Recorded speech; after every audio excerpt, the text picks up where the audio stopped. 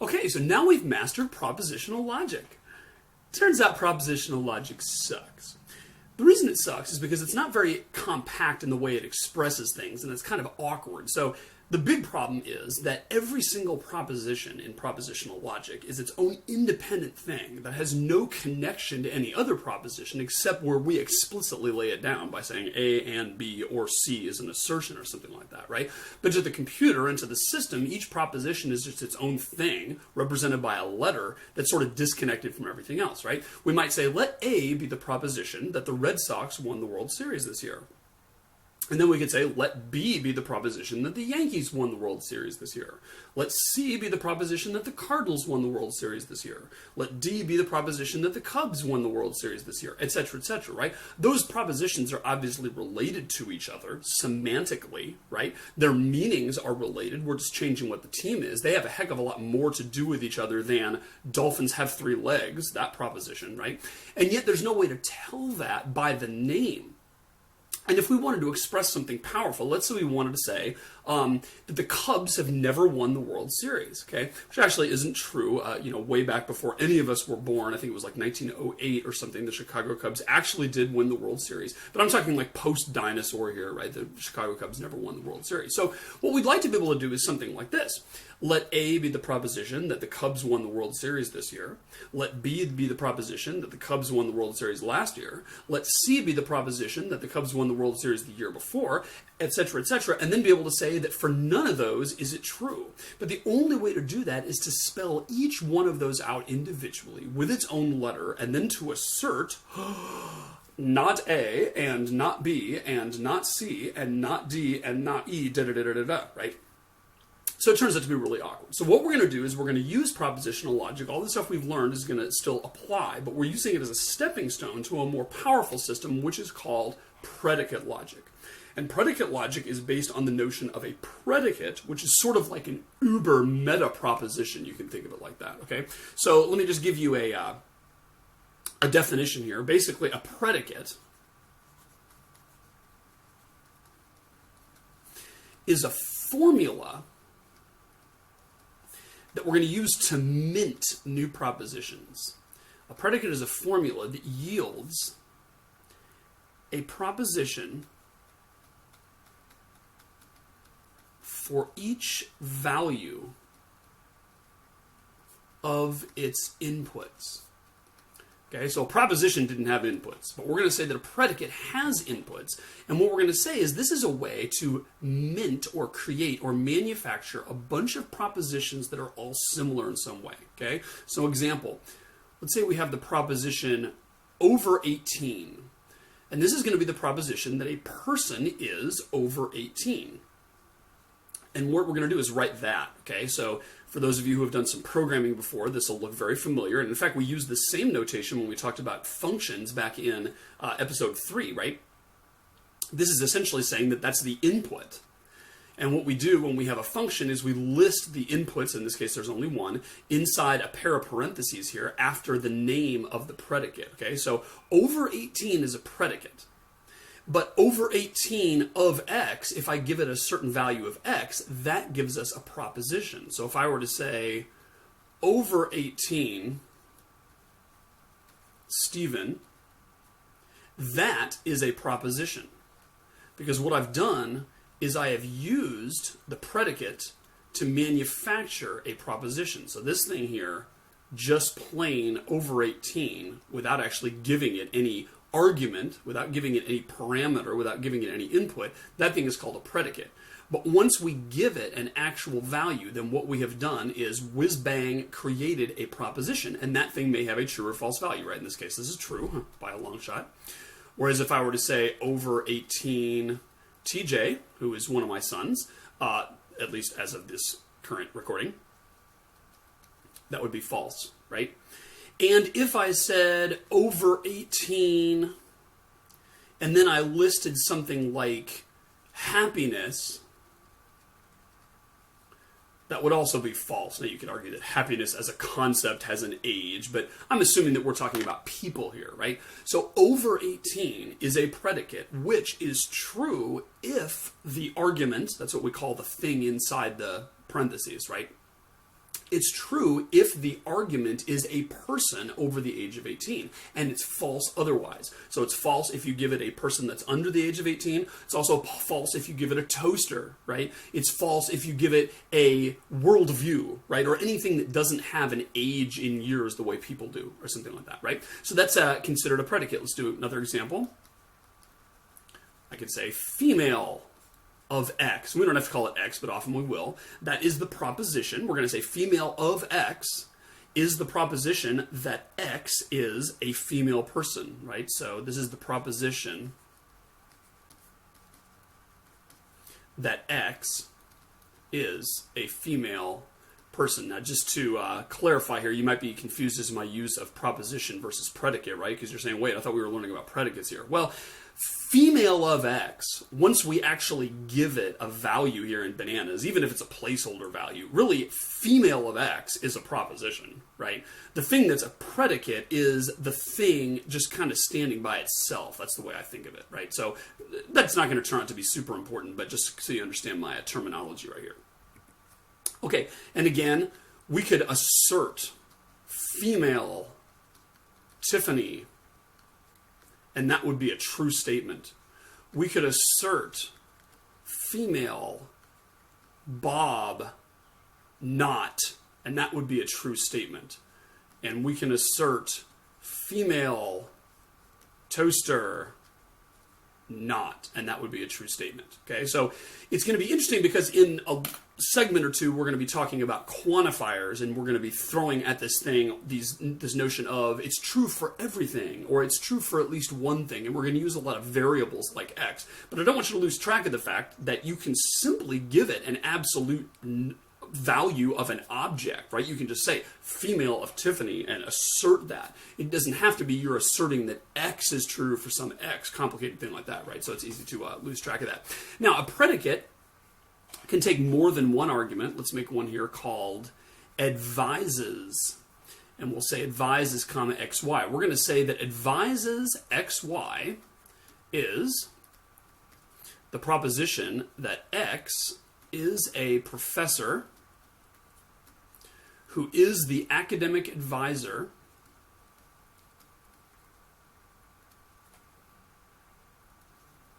of student Y. So here, our predicate takes two arguments, right? Advises XY, and I could say advises Stephen, comma, Shane, because he's one of my advisees. So that's a true assertion. I could say advises Stephen, comma, Elizabeth, because she's one of my advisees. I could say advises Elizabeth, comma, Stephen, not. I could say advises Stephen, comma, Stephen, not. Okay, so all these are true statements. So it's simply a matter of saying, you've got two inputs here, one's there and one's there, and then we're going to find out whether it's true or not, right? So in terms of programming, you can think of a predicate as a function that returns a Boolean, right? A subroutine or a submethod or whatever you call them in your programming language that returns a Boolean. So like in Java, right, it would take two arguments as inputs. Maybe one is of type professor, one is of type student, or maybe they're both just of type object if we want to be just general about it.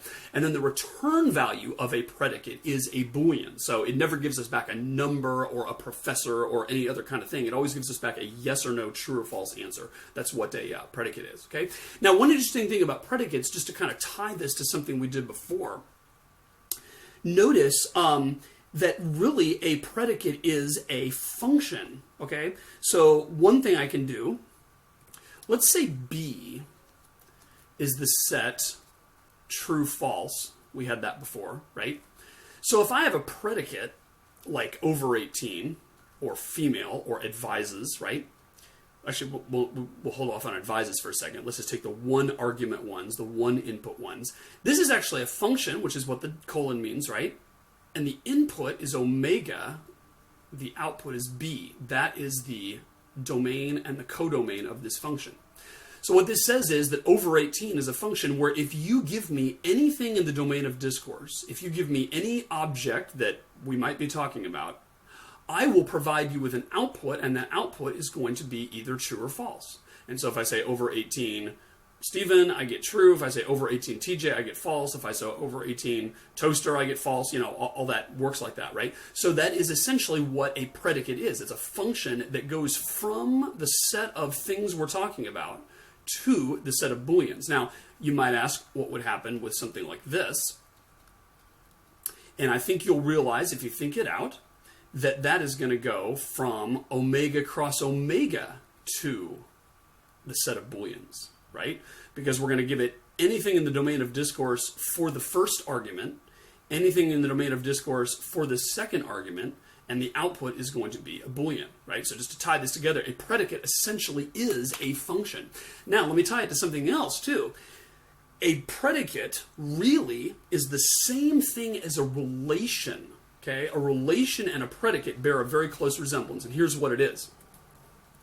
I'm going to say that a relation, so that's something we talked about eons ago, is, you ready for this?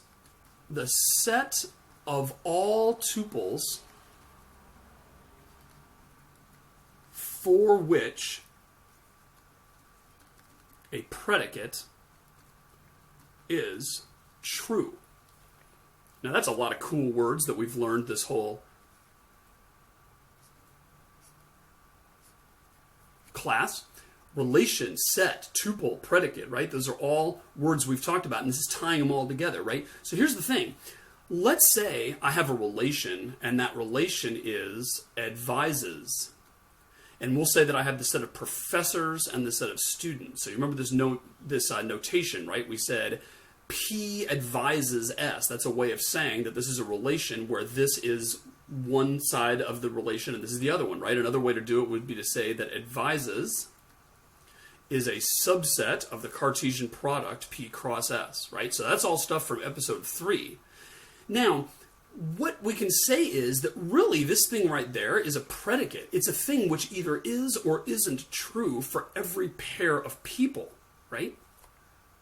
So if I say Stephen advises Shane, that's the way I would write it in that notation.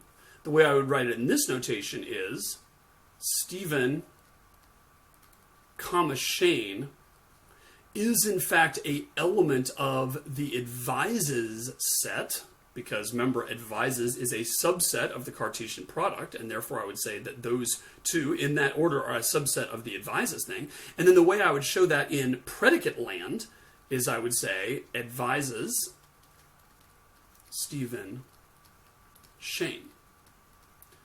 So all these things essentially mean the same thing, right? We're asserting that there is some kind of relationship, some kind of thing that holds, in fact, a predicate that holds between Stephen and Shane, right? Which is really the same thing as saying that there is a relation which that ordered pair is an element of, right? So a lot of times, you know, when you think of a relation, it makes sense to think of it as a predicate in particular because there's no order, right? If we say all the things for which it's true that that person advises that person, the set of all those things, there's naturally no order to it, right? Because I could say, well, those are all the things where this person advises this person. There's no such thing as like the first one of them or the last one of them. It's just what are all the pairs of people for which that relationship holds, right? And also it makes sense that there's no duplicates, because why would it make sense to say Stephen advises Shane, oh, and then Stephen advises Shane again, right? That's just a pair for which the predicate is true. So think about the predicate as something that's either true or false, and it's either in the relation or not based on whether that's true or false, okay? One last thing here has to do with the fact that we're going to use a nutty word for this. We're going to call this whole thing first order predicate logic. And by the way, another word this will go by is first order predicate, and then I kid you not, calculus You might say, whoa, calculus, isn't that a completely different math class? Well, calculus is actually a word that just means notation, okay? So people will call this the first order predicate calculus, and they'll say, in our knowledge base, we are representing all of the facts that we have learned and the things that we're asserting in FOPC, which is first order predicate calculus. And by the way, that's another excellent word that you can use at a party if there's some weird person talking to you that you want to go away. Just say, oh, I've been working on some first order predicate calculus, and they will run as fast as they can away from you, okay? So just keep that in mind. Now, you might wonder, why is it called first order predicate calculus? It's clearly predicate because it involves this notion of a predicate. Calculus just means it's a notation for expressing a thing, right? What does it mean to say that it's first order? And here's what the answer is. The answer is that the domain of the predicate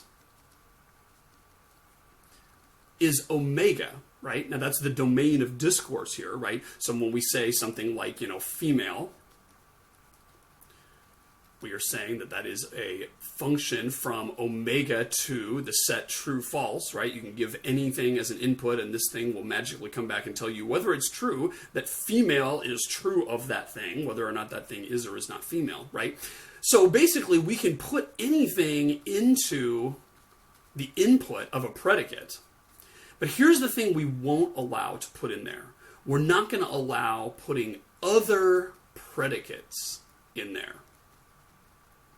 So in other words, you can have a predicate, and the input to the predicate can be any object in your domain of discourse, but you can't have a predicate take another predicate as an input. If you did that, that would actually be a higher order predicate calculus instead of first order predicate calculus. And first order means we're not going to allow a predicate on a predicate like that, right? And it turns out that if you allow that, it gets way more expressive and complex. It also gets way harder for a computer to reason about because it's like so many different degrees of freedom going in so many different ways that it's hard to like analyze your knowledge base and say, what are all the new things I can deduce from this? Because it's almost like there's infinity possibilities to consider type thing. And so it turns out that higher order predicate logics, there are certainly researchers who study that, but in terms of doing what we need to be able to do with it and what most knowledge bases use that are based on this type of technology, they simply use first order predicate calculus. So that is in fact what we're going to base this stuff on from now on.